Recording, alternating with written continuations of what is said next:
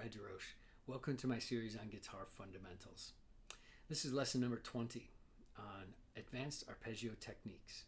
In this lesson, we're going to learn 6 different techniques that have to be used to solve the problems in almost all of these advanced arpeggios that we run into in the literature. So let's start by looking at the list and then finding some examples from the literature and then seeing how we can solve all the problems in each of these particular examples. So to start with, the list. First on the list for me is complex right hand fingering. Arpeggios that are more advanced often have a more complex or sophisticated right hand fingering. They might involve going in different directions, so they're not all going in the same in ascending or descending fashion, such as P-I-M-A. That would be a simple arpeggio for most people. A complex arpeggio might be one that involves going back and forth or something like that. Okay, the second problem or technique that we have to master in most of these arpeggios would be shifting technique.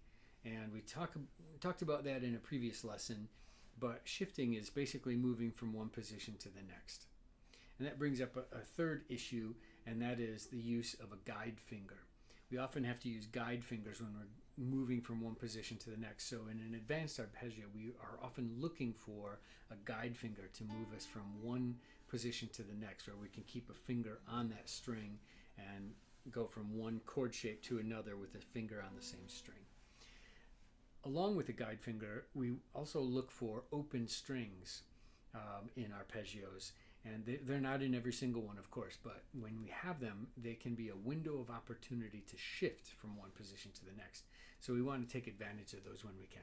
So again, think of an open string as a window of opportunity to shift from one position to the next. And then another technique that has to be looked at and mastered in many arpeggios are the use of slurs. And those are hammer-ons or pull-offs. And so a lot of times,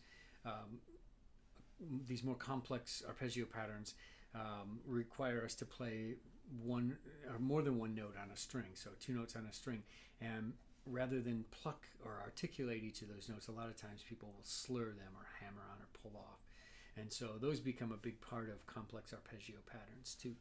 And then the 5th category would be extensions and contractions in the left hand.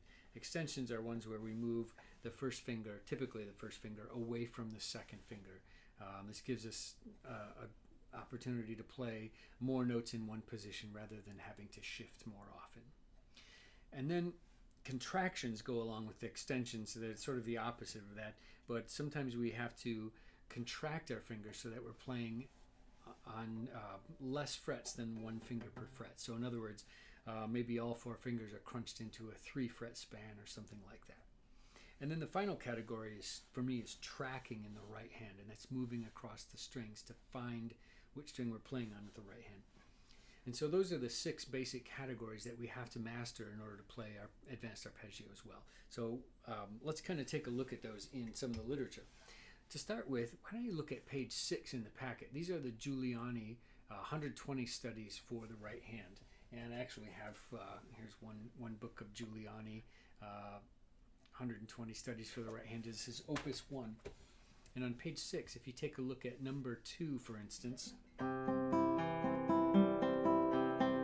in that particular arpeggio, there's tracking, but it's only with the thumb. It goes from string 5 to 4, 3, and back to 5. So there's a little bit of tracking. It's not extremely complex. I would consider that a more simple arpeggio. However, if you get down to number 4, just 2 numbers later, he involves some much more complex right-hand tracking here, where we're going from with this pattern on P-I-M on strings 5, 4, and 3. That goes then to strings 4, 3, and 2, 3, 2, 1, 5, 2, 1. So that's already much more complicated for the right hand to track the strings like that.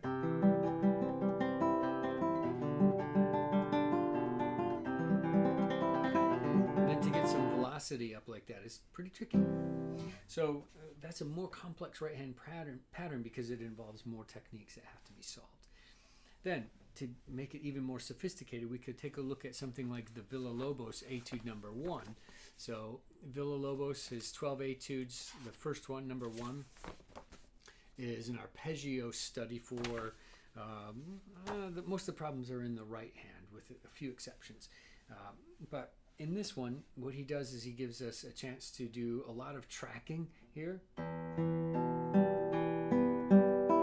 He uses pairs of strings here in succession. So string 6 and then 4 with PI, 5 and 3 with PI again, 4 and 2 with thumb middle, and then 3 and 1 with index ring. So that's already a very complex right hand pattern.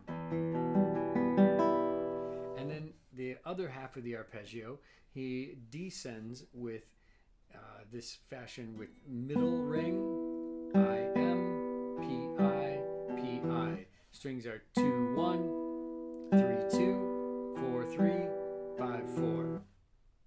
So that's a much more complicated right hand pattern than most of the Giuliani studies.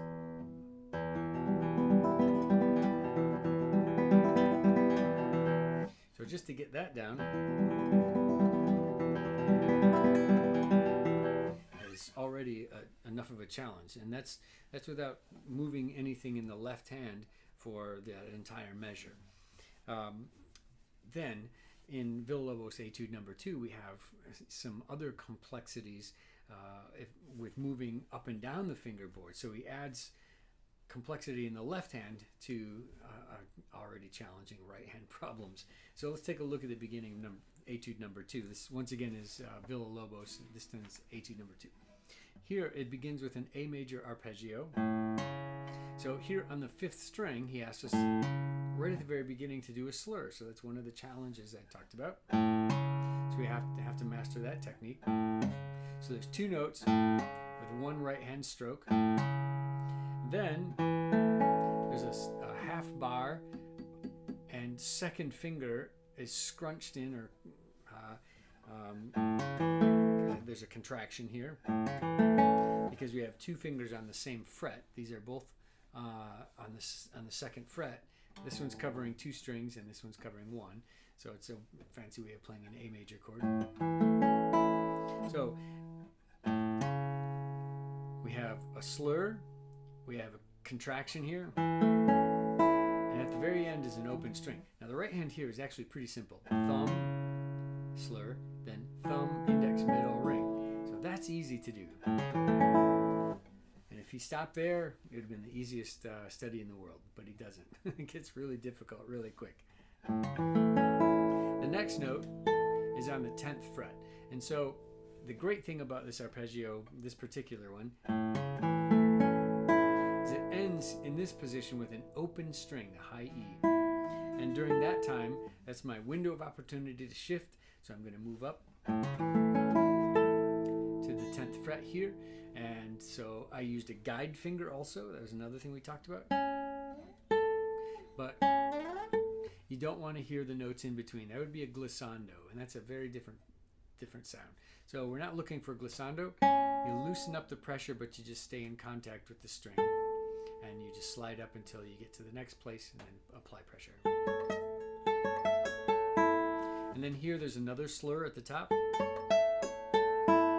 And actually, there's tracking involved here because when I ended here, I was basically with thumb on the 4th string, index on the 3rd. And then when I got up to here, I moved my index up to the 2nd string. So I had to track to move across. Now there was my window of opportunity, an open string, and I used my guide finger to shift back down. And then I'm going to go back, descend backward, and do a slur on the bottom.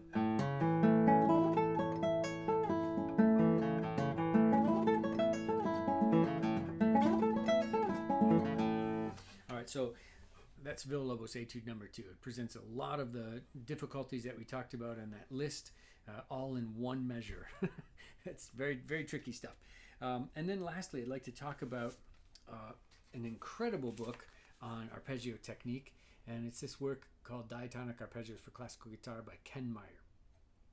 I had the pleasure of going to school with Dr. Ken Meyer when we were both students out at Eastman, And I remember sitting with him one time, and he was going through a warm-up routine, and his warm-up routine had these really cool arpeggio patterns that he's playing. And I asked him what piece it was or where he got it, and he said he had just made them up. And later on, I asked him if he could send me a copy of them because I wanted to practice them. And so he actually sent me a handwritten copy of them many years ago. And he's since published it. This is available through Mel Bay, so you could look that up, and it'll be the best $15 you ever spent. Telling you, this is a great book. And what I would like to go through really quickly is his first arpeggio, the C major arpeggio right here. And I just want to give you some of the thinking process here that goes into this. The great thing about this book is that he gives us both right hand and left hand fingerings for these complex arpeggios. Very much unlike the Villalobos, where there's no fingerings for it. There's maybe a couple of left hand fingerings, but no right hand fingerings. And so the Villalobos leaves, for me, many questions that we have to try to solve in that piece, whereas Ken gives us all of the solutions right there, and then we can just kind of think about that and add them to other pieces in the future.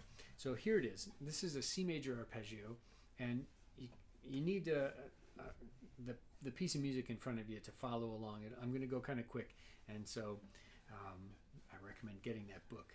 Anyway, it begins with the C major chord, 5th string, 3rd fret, and a slur with the little finger.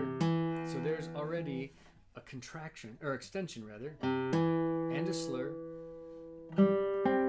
then a contraction. These two fingers are on the same fret. So the right hand is very simple. It's P-I-M. He then moves up to the 9th fret here, so I use a guide finger. He does another contraction here with fingers 2 and 1, both on the same fret, both on the 8th fret. The right hand is very simple, I, M, A, M, I. So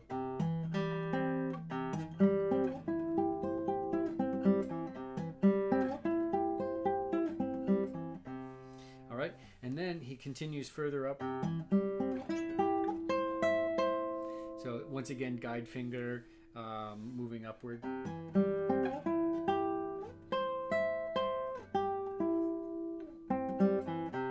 And index middle up there. So he's got all the right hand stuff figured out, all the left hand stuff figured out.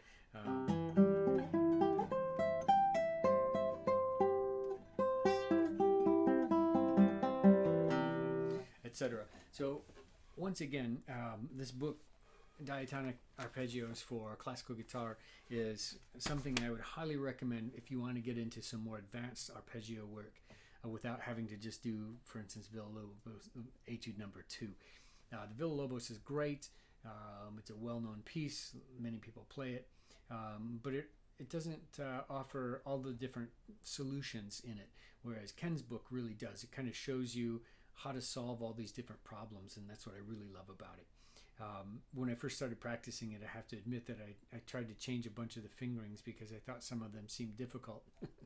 and they're challenging. But after a while, I realized that his solutions were better than mine, and so I ended up finally adopting the fingerings that he had in there, and they work out really well. So it's an extremely well thought out book that has many solutions for extended arpeggio, so I can't recommend it strongly enough.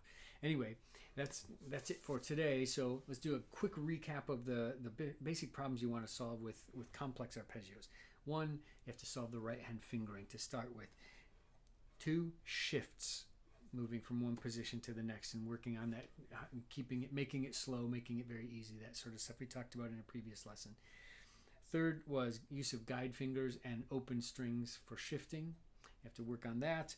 Slurs are another thing to deal with. Extensions and contractions. And then finally, tracking in the right hand. So that gives us our laundry list of techniques to work on to solve problems in complex arpeggios. I hope it helps you, and go out and search for a piece that has them in there. I'm sure you'll find one, and see if you can apply these solutions to your practice. All right. Practice well. I'll see you in the next lesson.